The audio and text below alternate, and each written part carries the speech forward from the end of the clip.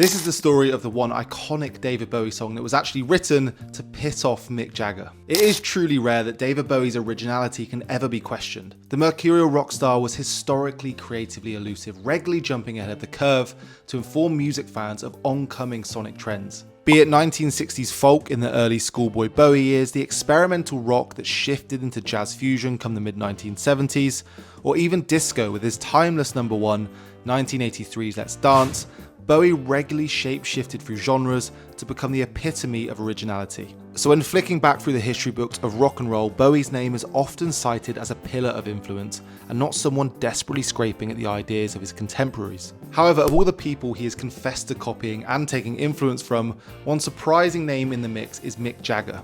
Of course, Jagger is iconic in his own right, but he represents the sort of traditional sense of rock and roll that Bowie rebelled against. And in the almost brotherly-like relationship that the two shared, it often felt like Bowie was the one teasing Jagger with his superiority. But really, it begins to make a little bit more sense when you take a closer look at the pair, who actually shared somewhat of a complicated relationship.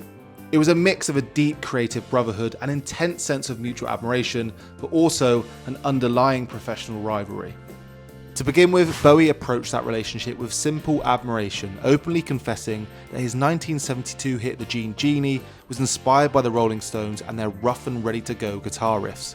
But then 2 years later, on his record Diamond Dogs, Bowie took that one step further and wrote a tune that deliberately took influence from the Stones as a means of pissing Mick Jagger off. While The Genie was written in the spirit of imitation is the highest form of flattery, there's no mistaking that his iconic 1974 hit Rebel Rebel was a tongue-in-cheek follow-up. Alan Parker, who played guitar on Rebel Rebel as well as a string of other songs on Diamond Dogs, remembered, he said, "I've got this riff and it's a bit Rolling Stonesy, I just want to piss Mick off a bit. I spent about 3/4 of an hour to an hour with him working on the guitar riff. He had it almost there, but not quite. But we got it there and he said, oh, we better do a middle. So he wrote something for the middle, put that in, then he went off and sorted some lyrics and that was us done." Rebel Rebel certainly had echoes of the Rolling Stones, but in true Bowie fashion, he elevated it to a point where he made it completely his own.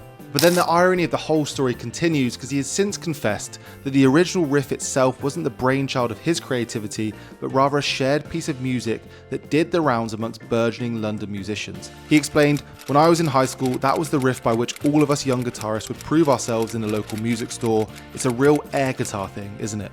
There's no actual record to suggest that Bowie succeeded in pissing Mick Jagger off, but I would hazard a guess that he did get slightly under the skin of the Rolling Stones frontman. But such was the competitive landscape of ego-fueled rock and roll in the 1970s that whenever someone came out with a hit as triumphant as Rebel Rebel, they would have been clenching their fists in anger and jealousy. If you want more of the best stories in the world of pop culture, don't forget to like and subscribe to Far Out magazine.